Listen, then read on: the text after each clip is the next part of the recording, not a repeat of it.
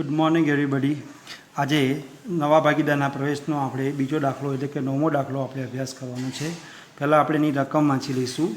આસ્થા અને આહના એક પેઢીના ભાગીદારો છે। હવે આ લોકોનું નફા નુકસાનનું પ્રમાણ નથી આપ્યું, એટલે નફા નુકસાનનું પ્રમાણ આપણે 1:1 નક્કી કરેલું માની લેવાનું છે। 31/3/17 રોજ તેમનું પાકું સરવૈયું આપેલું છે, જૂનું પાકું સરવૈયું, બરાબર।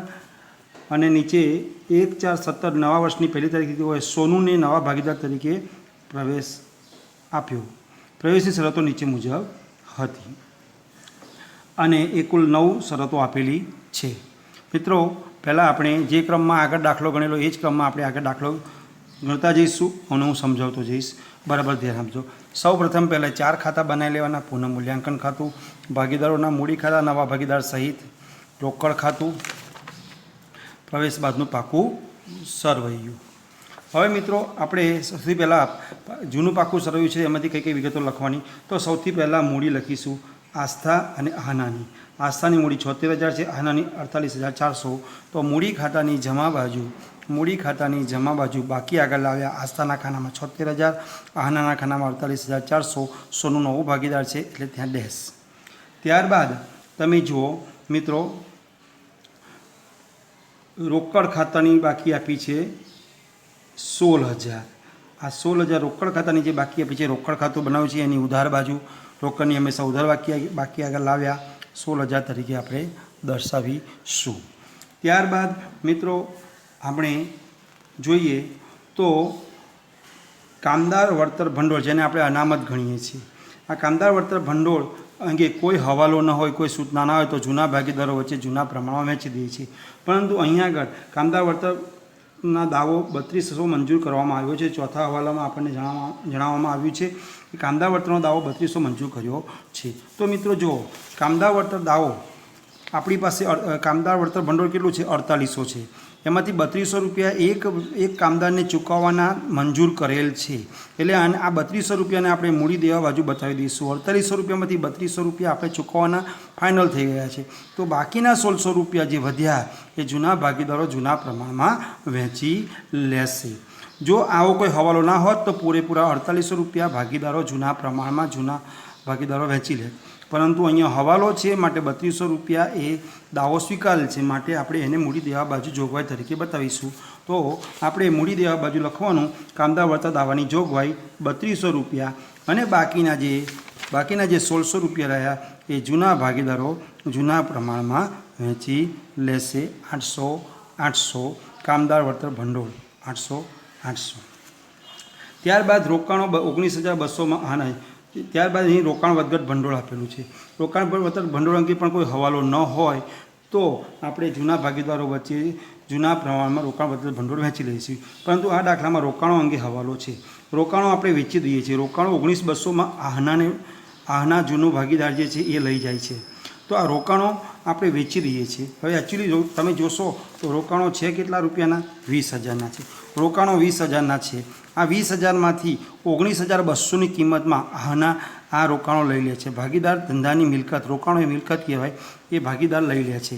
તો 20,000ના રોકાણો 19,200માં લે છે, એટલે 800 રૂપિયાનું નુકસાન થાય છે। રોકાણ વેચાણનું નુકસાન 800 રૂપિયા થાય છે। એની સામે આપણી પાસે રોકાણ વધઘટ ભંડોળ 1600 રૂપિયા છે। એમાંથી આ નુકસાનને માંડી વાળીશું તો 800 રૂપિયા વધશે, જે જૂના ભાગીદારો જૂના પ્રમાણમાં વહેંચી લેશે। તો મિત્રો, આની નોંધ પણ કેવી રીતે કરીશું? તો પહેલાં રોકાણો ધંધામાંથી નીકળી જાય છે, વેચાણ કરી દઈએ છીએ, એટલે પાકા શ્રેયમાં હવે રોકાણો બતાવવાના રહેતા નથી। હવે ભાગીદાર ધંધામાંથી કોઈ મિલકત લે તો એનું મૂડી ખાતું પેઢી ઉધારી દે છે, કારણ કે પેઢી એના મૂડીમાંથી એ રકમ કાપી લે છે। ભાગીદાર રોકડમાં નથી આપતો, પણ પેઢી એના મૂડી ખાતામાંથી એ રૂપિયા કાપી લે છે। તો આપણે નોંધ આ રીતે કરીશું। ભાગીદારનું મૂડી ખાતું જે છે આહનાનું, એના ખાતામાંથી પેઢી 19,200 કાપી લેશે, બરાબર। હવે બાકીના રહ્યા જે બાકીની 1600 રૂપિયા રોકાણ વધઘટ ભંડોળ રહ્યું, એમાંથી 800નું નુકસાન થાય છે। 20ના રોકાણો 19,200માં વેચીએ છીએ તો 800નું નુકસાન થાય છે। નુકસાન એમાંથી માંડી વાળીએ તો 800 રૂપિયા આપણી પાસે વધે છે રોકાણ વધઘટ ભંડોળ। હવે રોકાણો વેચી દીધા એટલે આ રોકાણ વધઘટ ભંડોળની આપણે કોઈ જરૂર રહેતી નથી, એટલે જૂના ભાગીદારો જૂના પ્રમાણમાં વહેંચી લે તો 800 રૂપિયા જૂના ભાગીદારોનું જૂનું પ્રમાણ 1:1 છે। તો અહીંયા રોકાણ વધઘટ ભંડોળ બંને જણા સરખા ભાગે 400 રૂપિયા વહેંચી લેશે। અને હવે પાકા સળિયામાં રોકાણો બતાવવાના આવતા નથી, કારણ કે એનું વેચાણ થઈ ગયું અને રોકાણ ભંડોળ પણ નીકળી જાય છે, કારણ કે એ ઝીરો થઈ જાય છે। ત્યારબાદનો હવાલો છે, ત્યારબાદ આ જોઈ પ્રોવિડન્ટ ફંડ તો દેવું છે, સરખા અનામત આગળ જોઈશું, લેણદારો દેવું, ઓકે। હવે આ બાજુ જોઈએ તો જૂની આ બાજુ જાહેરાત ઝુંબેશ ખર્ચ છે 3200, અવાસ્તવિક મિલકત છે, જૂના ભાગીદારો વચ્ચે જૂના પ્રમાણમાં માંડી વાળવી પડે તો પૂણી ખાતાની ઉધાર બાજુ જાહેરાત ઝુંબેશ ખાતે 1600 રૂપિયા સરખા પ્રમાણમાં બંને ભાગીદારો વચ્ચે માંડી વાળીશું।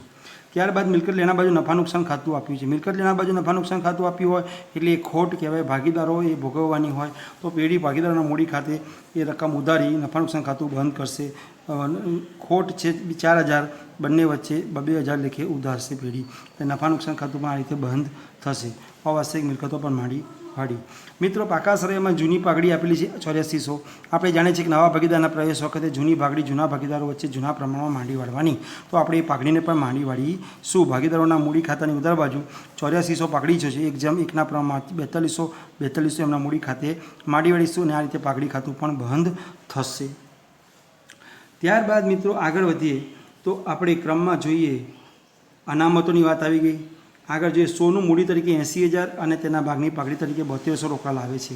સોનું મૂડી 80000 લાવે છે એટલે સોનાના મૂડી ખાતે 80000 રોકડ શિલ્લક વધી, પાઘડીના પ્રીમિયમ તરીકે 7200 લાવે છે, એ પણ પ્રીમિયમ તરીકે રોકડમાં લાવે છે એટલે રોકડ શિલ્લક વધી, રોકડ ખાતે ઉધાર 80000 વત્તા 7200 એટલે 87200, તે આ સોનુની મૂડી સોનીના મૂડી ખાતે આપણે જમા કરીશું, જે દરેક દાખલામાં જોઈએ છે। તો સોનુની મૂડી આપણે 80000 એના ખાતામાં જમા કરી, રોકડ ખાતે ઉધાર, સોનાના મૂડી ખાતે જમા। હવે આ 7200 જે ભાગીદાર પાઘડી તરીકે લાવે છે એ આપણે જાણીએ છીએ કે જૂના ભાગીદારો તેમના ત્યાગના પ્રમાણમાં વહેંચી લે। દાખલાની અંદર નવું પ્રમાણ અને જૂનું પ્રમાણ બંને આપેલું છે, એ પ્રમાણે જોતાં ભાગીદારોનો ત્યાગ આવે છે 1.2 એટલે ત્યાગનું પ્રમાણ આવે છે 1:2।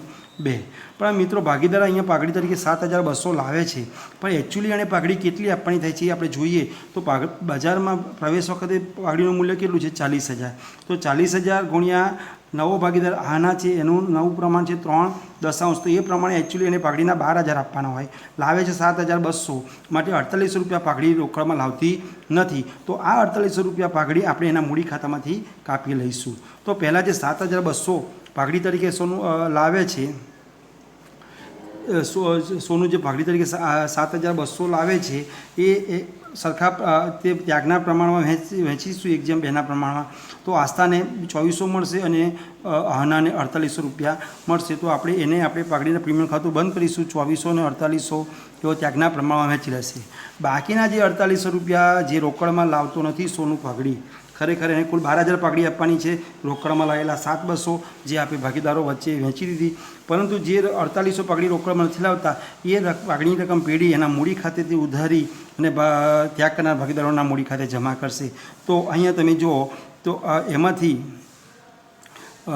પાઘડીના 1600 રૂપિયા આસ્થાને મળે છે અને 3200 રૂપિયા આહનાને મળે છે, અને આ રકમ જે 4800 છે એ પેઢી શું કરશે તો સોનુના મૂડી ખાતેથી કાપી લેશે। 1600 આસ્થાના મૂડી ખાતે જાય છે અને આહનાના મૂડી ખાતે 3200 રૂપિયા જાય છે, સોનુના ખાતામાંથી કાપીને બંનેના મૂડી ખાતે જમા કરે છે। ટૂંકમાં આ દાખલાની અંદર પાઘડી કુલ એકચ્યુઅલી સોનું એ પાઘડી લાવવાની છે 12000, એ રોકડા લાવે છે 7200, બાકીના 4800 પેઢી એના મૂડીમાંથી કાપી લે છે, એટલા જ 2 ભાગ પડે છે। તો અહીંયા આ પાઘડીનો મુદ્દો આપણે જોયો। બાકી બીજા હવાલામાં નફા નુકસાનનું નવું પ્રમાણ આપેલું છે, જેનો આપણે ઉપયોગ કરીએ। પાઘડીનું મૂલ્યાંકન આપણે જોયું કે ભાઈ કુલ કેટલી પાઘડી અહીંયા લાવવાની છે જાણવા માટે આપણે એનો ઉપયોગ કર્યો। ત્યારબાદ છઠ્ઠો હવાલો જો, રોકાણો પર મળવાનું બાકી વ્યાજ 2400 નોંધેલ નથી। રોકાણો પર મળવાનું બાકી વ્યાજ એ ફાયદો કહેવાય પેઢી માટે, એટલે ફાયદો થયો પુનઃમૂલ્યાંકન ખાતાની જમા બાજુ 2400 રૂપિયા, અને આ લેણા તરીકે આપણે મિલકત લેણા બાજુ બતાવીશું રોકાણોનું મળવાનું બાકી વ્યાજ 2400 રૂપિયા। ત્યારબાદનો હવાલો છે, લેણદારોએ લખેલી લેણી હુંડી 2000 સ્વીકારેલ જે ચોપડે નોંધેલ નથી। એટલે કહેવાનો મતલબ કે આપણા ચોપડે જે લેણદારો 12,000ના છે એમાંથી 2,000ના લેણદારોએ તો દેવી હુંડી સ્વીકારેલી છે. તો એનો મતલબ એવો થયો કે લેણદારો હવે 10,000ના બતાવવાના અને દેવી હુંડીના 2,000 દેવી હુંડી જે 6,000 છે એમાં વધારો 2,000નો કરીને દેવી હુંડી 8,000 બતાવવાની. એક દેવું ઘટાડીને બીજું દેવું વધારવાની વાત છે. આમાંના નફો ફાયદો ખોટ આમાં જોવાના આવતા નથી. લેણદારો ઘટશે 2,000 જેટલા, એની સામે દેવી હુંડી 2,000 જેટલી વધશે. બીજો કોઈ તફાવત આવતો નથી. કારણ કે લેણદારો અને દેવી હુંડી બે ભેગા હોય, પણ જ્યારે લેણદાર દેવી હુંડી સ્વીકારે તો દેવી હુંડીને આપણે અલગથી બતાવીએ છીએ, જે આપણે કર્યું. ત્યારબાદ આપણને એમ કહે છે કે જમીન મકાનની ચોપડે કિંમત તેની બજાર કિંમત કરતાં 20% ઓછી છે. હવે તમે જુઓ, ચોપડે કિંમત બજાર કિંમત કરતાં 20% ઓછી છે. તો જમીન મકાનની ચોપડે કિંમત કેટલી બતાવેલી છે? 40,000. એનો મતલબ 20% ઓછી, એટલે આ કિંમત કેટલી છે? 40,000. એ 80% કિંમત થઈ. 80% લેખે જો 40,000 હોય તો 100% લેખે કેટલા હોય? તો 50,000 હોય. હવે આપણા ચોપડે જમીન મકાન 40,000નું છે અને બજારમાં એની કિંમત 50,000 છે. એનો મતલબ એવો થયો કે 10,000નો જમીન મકાનની કિંમતમાં વધારો થાય છે. તો એ ફાયદાની વાત છે. જમીન મકાન ખાતે 10,000નો વધારો પુનઃમૂલ્યાંકન ખાતાની જમા બાજુ, અને જમીન મકાનની નવી કિંમત આપણે બતાવીશું 50,000 રૂપિયા. હવે આગળ, અગાઉ ચૂકવેલ વીમા પ્રીમિયમ 4800 આવતા વર્ષના છે. કોઈ ખર્ચ અગાઉથી ચૂકવ્યો હોય તો એ ફાયદાની વાત છે. પુનઃમૂલ્યાંકન ખાતાની જમા બાજુ 4800 અને બીજી અસર મિલકત જણા બાજુ અગાઉથી ચૂકવેલ વીમા પ્રીમિયમ 4800 રૂપિયા તરીકે બતાવવાના. હવે આ 8-9 હવાલા આપણે જોયા. હવે આપણે જાણીએ છીએ જે વિગતનો ઉપયોગ થયો નથી એ વિગત બેઠી લખી દેવાની. પાઘડી આપણે માંડીવાળી ભાગીદારો વચ્ચે. જમીન મકાન નવી કિંમતે બતાવી દીધા. યંત્રોમાં કોઈ ફેરફાર નથી, 32,000 બેઠા બતાવી દેવાના. રોકડો વેચાઈ ગયા છે એની નોંધ ન થાય. દેવાદારોમાં કોઈ ફેરફાર નથી, તો દેવાદારો પણ આપણે બેઠા 25,200ના બતાવી દઈશું. સ્ટોકમાં કોઈ ફેરફાર નથી, 14,400ના બેઠા બતાવી દેવાના. રોકડ સિલક તો રોકડ ખાતું બનાવ્યું છે. જાહેર ઝુંબેશ ખર્ચ નફા નુકસાન ખાતું આપણે મૂડી ખાતે માંડી વાળ્યું છે. હવે મૂડી દેવા બાજુ મૂડી લખી દીધી છે. કામદાર અકસ્માત વળતર ભંડોળનો હવાલો આવી ગયો. રોકાણ વધઘટ ભંડોળ પણ વેચાઈ ગયું. પ્રોવિડન્ટ ફંડમાં કોઈ ફેરફાર નથી, તો બેઠા લખી દઈશું. પ્રોવિડન્ટ ફંડના મૂડી દેવા બાજુ પ્રોવિડન્ટ ફંડ 6,400. ત્યારબાદ ગાલખાદ અનામત પણ બેઠી લખીશું. ઘણીવાર ગાલખાદ અનામત દેવાદારોમાંથી બાદ કરીને બતાવવામાં આવે અથવા તો મૂડી દેવા બાજુ બતાવવામાં, બંને વસ્તુ એક જ છે. તો ગાલખાદ અનામત 8,000 એ પણ બેઠી લખી દઈશું. અને લેણદારોમાં આપણે દેવી હુંડીમાં આપણે ફેરફાર કર્યો. લેણદારો 2,000 જેટલા ઘટાડ્યા અને દેવી હુંડી 2,000 જેટલી વધારી છે. હવે મિત્રો કોઈ વિગત બાકી રહેતી નથી. તો સૌ પ્રથમ આપણે શું કરવાનું? તો પહેલાં પુનઃમૂલ્યાંકન ખાતું બંધ કરવાનું આવે. પુનઃમૂલ્યાંકન ખાતાની જમા બાજુનો સરવાળો 17,200 છે. એ બંને બાજુ મૂકીશું. ઉધાર બાજુ કોઈ વિગત નથી. એનો મતલબ 17,200 જે નફો આવ્યો એ જૂના ભાગીદારો જૂના પ્રમાણમાં વહેંચી લેશે. 8,600 એમના મૂડી ખાતે પેઢી જમા કરી દેશે. ત્યારબાદ હવે મૂડી ખાતા બંધ કરીશું. તો મૂડીમાં આસ્થાનો જમા બાજુનો સરવાળો 89,800 છે, જે બે બાજુ મૂકીશું. એમાંથી ઉધાર બાજુની રકમો બાદ કરતાં આસ્થાની મૂડી ખાતાની આખી બાકી આગળ લઈ ગયા 82,000 આવશે. એવી જ રીતે આનાનો જમા બાજુનો સરવાળો 66,200 છે, જે બે બાજુ મૂકીશું. ઉધાર વિગતો બાદ કરતાં એની આખર બાકી 39,200 આવશે. અને સોનું જેની જમા બાજુ 80,000 છે, ઉધાર બાજુથી 48 રૂપિયા બાદ કરતાં 75,200 એની બાકી આવે છે મૂડી ખાતાની. આ ત્રણેયની મૂડીની આખરની બાકી જે નવા વર્ષની નવી મૂડી ગણાશે એ પાકા સરવાળામાં નવી મૂડી તરીકે બતાવી દઈશું. 82,000, 39,200 અને 75,200 એમ કુલ 1,96,400 લખવાના હશે. હવે રોકડ ખાતામાં 16,000 રૂપિયા આપણી પાસે હતા. સોનું મૂડી તરીકે 80,000 લાવે છે અને 7,200 પાકડીના રોકડા લાવે છે. એમ રોકડ સિલક વધીને કેટલી થાય છે? 1,03,200. જે પાકા સરવાળામાં નવી રોકડ સિલક બતાવીશું 1,03,200. અને આ બધી જ વિગતો પાકા સરવાળામાં લખાયા પછી આપણે જાણીએ છીએ પાકા સરવાળાની બે બાજુનો સરવાળો સરખો થાય તો દાખલામાં આપણે કોઈ ભૂલ કરી નથી. તો બંને બાજુનો સરવાળો સરખો હશે. મિત્રો આ દાખલાની અંદર એક જ નવો પોઈન્ટ આવે છે, 2 પોઈન્ટ નવા આવે છે. જોઈ લો. કામદાર વળતર ભંડોળ. એકચ્યુઅલી આનો કોઈ હવાલો ના હોય તો કામદાર વળતર ભંડોળ જૂના ભાગીદારો વચ્ચે જૂના પ્રમાણમાં આપણે વહેંચી દઈએ છીએ મૂડી ખાતે. પરંતુ કામદાર વળતર ભંડોળનો અહીંયા હવાલો આપેલો છે એ 3200 રૂપિયા એક કામદારને ચૂકવવાના મંજૂર કર્યા છે. એટલે હવે આપણી પાસે કામદાર વળતર ભંડોળ 4800માંથી 3200 બાદ કરીએ તો 1600 રૂપિયા જ રહેશે. એ 1600 રૂપિયા જૂના ભાગીદારો જૂના પ્રમાણમાં વહેંચી લેશે અને કામદાર વળતર ભંડોળનું ખાતું બંધ થશે. અને જે ચૂકવવાના મંજૂર કર્યા છે 3200 એ મૂડી દેવા બાજુ જોગો કામદાર વળતરના દાવા તરીકે આપણે બતાવી દેવાના. આવો હવાલો ન હોત તો પૂરેપૂરી રકમ જૂના ભાગીદારો જૂના પ્રમાણમાં વહેંચી લેતા. એક નવો પોઈન્ટ આવેલો છે. પછી રોકાણો મિલકત યાદ રાખજો મિત્રો કે કોઈ જૂનો ભાગીદાર પેઢીમાંથી કોઈ મિલકત લે તો એનું મૂડી ખાતું ઉધારવાનું અને પેઢીનું કોઈ દેવું ચૂકવાનું સ્વીકારે તો એનું મૂડી ખાતું જમા કરવાનું હોય. કારણ કે પેઢી એની પાસે રોકાણ નથી માગતી, પણ પેઢીના ચોપડે જે તે ભાગીદારનું ખાતું હોય છે એટલે પેઢી એના ખાતામાંથી મૂડી ખાતામાંથી પૈસા કાપી લેતા હોય છે. અહીં તમે જો રોકાણો 20,000ના છે, રોકાણો અહીંયા 20,000ના છે, પણ એ રોકાણો 19,200માં ભાગીદાર આહના લે છે એટલે પેઢી એના ખાતામાંથી 19,200 કાપી લેશે.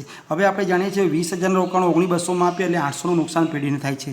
પણ એની સામે આપણે જોગવાઈ કરેલી છે રોકાણ વધઘટ ભંડોળની, એ આપણી પાસે કેટલી છે?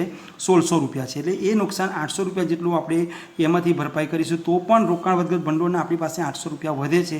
એ જૂના ભાગીદારો જૂના પ્રમાણમાં વહેંચી લેશે 800 રૂપિયા. કારણ કે હવે રોકાણો વેચી દીધા તો રોકાણ વધઘટ ભંડોળની જરૂર રહેતી નથી. આ પોઈન્ટ એક ખાસ તમારે ધ્યાનમાં રાખવાનો છે. અને જૂની પાઘડી ભાગીદારો વચ્ચે જૂના પ્રમાણમાં માંડી મળવાની જૂના ભાગીદારો વચ્ચે, અને નવી પાઘડી જે લાવે છે. હવે બીજી એક વસ્તુ કે સોનું અહીંયા જે પાઘડીના 3200 લાવે છે, પણ આપણે જોયું કે બજારમાં 40,000 પાઘડી ગણ્યા એનું નવો ભાગ પ્રમાણે એની પાઘડી ગણીએ તો એકચ્યુઅલી એને 12,000 લાવવાના હોય પાઘડીના, પણ એ લાવે છે કેટલા? પાઘડી તરીકે લાવે છે 7,200, એને લાવવાના કેટલા છે? 12,000 રૂપિયા. એટલે એનો મતલબ કે 4800 રૂપિયા પાઘડી ઓછી લાવે છે, જે ચાલે નહીં. માટે 4800 રૂપિયા પણ પેઢી શું કરશે?